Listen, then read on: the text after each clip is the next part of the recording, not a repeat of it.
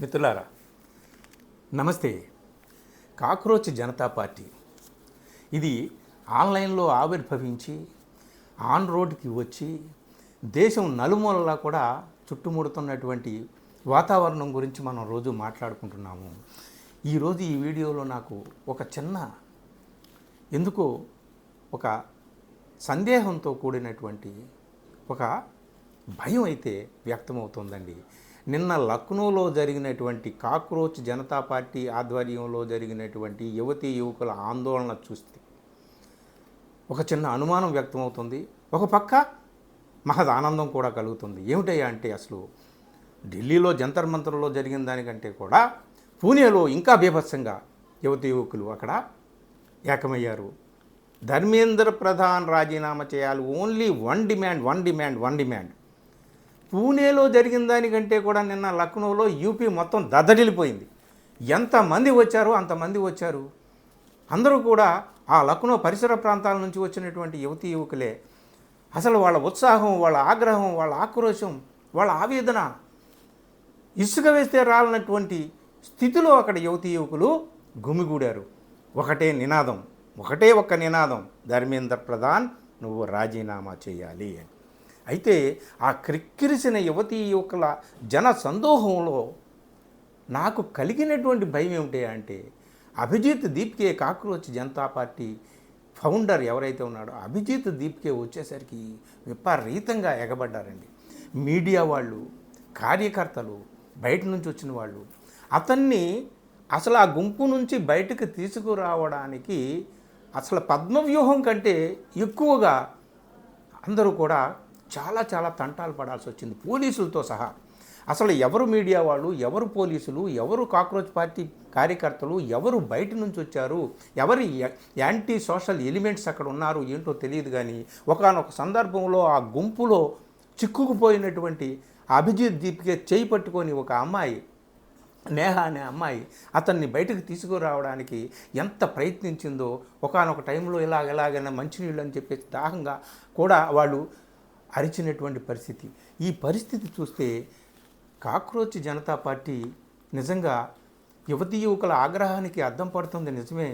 దేశం నలుమూలల వాళ్ళకి మద్దతు వెల్లువెత్తుతోంది నిజమే. ధర్మేంద్ర ప్రధాన్ రాజీనామా చేస్తాడో లేదో తెలియదు కానీ యువతీ యువకులు ఆగ్రహంతో ఉన్నారు నిజమే. కానీ ఆర్గనైజ్డ్గా ఈ ఆందోళన, ఈ నిరసన లేకపోతే అది ఎలాంటి ప్రమాదానికి దారితీస్తుందో, ఏమవుతుందో అని చెప్పేసి ఆందోళన పట్టుకుంది. నిన్న ఆ వాతావరణం చూస్తే క్రిక్కిరిసిపోయినటువంటి జన సమూహంలో చిక్కుకుపోయి అసలు అక్కడ ఏ త్రొక్కిసలాటైనా జరిగితే Cockroach Janata party founder Abhijit Dipke ఎవరైనా ఏమైనా కావాలని ఆ తొక్కిసలాటలో ఏమైనా చేస్తే, అది తొక్కిసలాటలో జరిగిన ప్రమాదంగా సృష్టించేటటువంటి పని ఎవరైనా చేస్తే మనం దానికి ఏ విధంగా మనం అర్థం చేసుకోవాలి అలా జరిగితే. కాబట్టి ఇవాళ ఒకరోజు, రేపు హైదరాబాద్లో జరగబోతోంది, మళ్ళీ 20వ తేదీన మళ్ళీ తిరిగి జంతర్ మంతర్లో ఢిల్లీలో భయంకరమైనటువంటి ఆందోళన జరగబోతోంది. ఈ యువతీ యువకులు చేస్తున్నటువంటి జన్జీ ఆందోళనకి నలుమూలల నుంచి కూడా చాలా మద్దతు లభిస్తుందండి. అందరూ కూడా రోడ్డు మీదకి వస్తున్నారు. కాకపోతే ఇక్కడ ప్రతిపక్షాల అండ వీళ్ళకి లేదు. ఎందుకంటే ప్రతిపక్షాలు ఎవరితో మాకు పని లేదని చెప్పి వీళ్ళు కూడా అంటున్నారు. కాబట్టి ప్రతిపక్షాలు రంగంలోకి దిగితే ఇదిగో ప్రతిపక్షాలు చేస్తున్నదే ఇదని చెప్పేసి కలరింగ్ ఇస్తారని చెప్పేసి ప్రతిపక్షాలు కూడా రావట్లేదు. కానీ తమ రక్షణ తాము చూసుకోవాలి. కాక్రోచ్ జనతా పార్టీ నాయకులు ఎవరైతే ఉన్నారో ఈ యువకులు తమ రక్షణ, తమ భద్రత, తమ సేఫ్టీ, సెక్యూరిటీ అంతా కూడా వాళ్ళు చాలా జాగ్రత్తలు తీసుకోవాలని నిన్న ఇన్సిడెంట్తో అర్థమైంది. ఏమైనా జరుగుతుందా అసలు? ఆ జనంలో బయటకు వచ్చి 4 ముక్కలు మాట్లాడతాడా? ఎర్ర ఆటతో ఉన్న రాజ్యాంగాన్ని పట్టుకుని ఉన్నాడు అభిజిత్. ఒక్కోసారి బాబా భీమ్రావ్ అంబేద్కర్ పుస్తకాన్ని పట్టుకుంటాడు, ఒక్కోసారి రాజ్యాంగాన్ని పట్టుకుంటాడు. ధర్మేంద్ర ప్రధాన్ రాజీనామా చేయాలని నినదిస్తున్నాడు. కానీ ఆ త్రొక్కిసలాట్లో అతనికి ఏదైనా జరిగితే ఎలాగా? కానీ ఆర్గనైజ్డ్గా లేదు.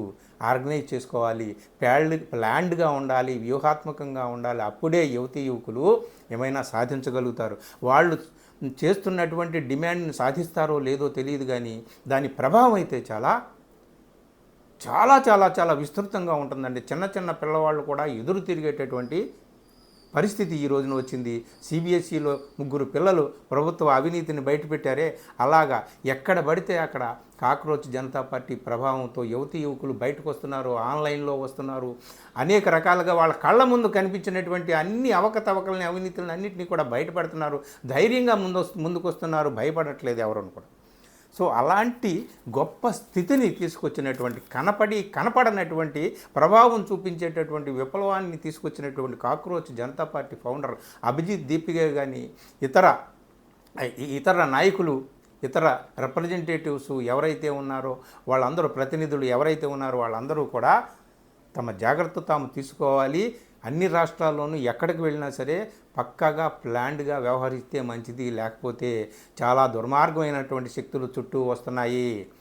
బహిరంగంగా వచ్చి మాట్లాడుతున్నారు, ఆ ప్రదర్శన స్థలానికి వచ్చే మాట్లాడుతున్నారు, మేము వీళ్ళని ఖండిస్తాం, మేము వీళ్ళని నిరసిస్తాం, వీళ్ళని వ్యతిరేకిస్తాం, వీళ్ళు దేశద్రోహులు, వీళ్ళు యాంటీ నేషనల్స్, వీళ్ళు పాకిస్తానీయులు, వీళ్ళు ఉగ్రవాదులు అని చెప్పేసి అక్కడే మాట్లాడుతున్నారు.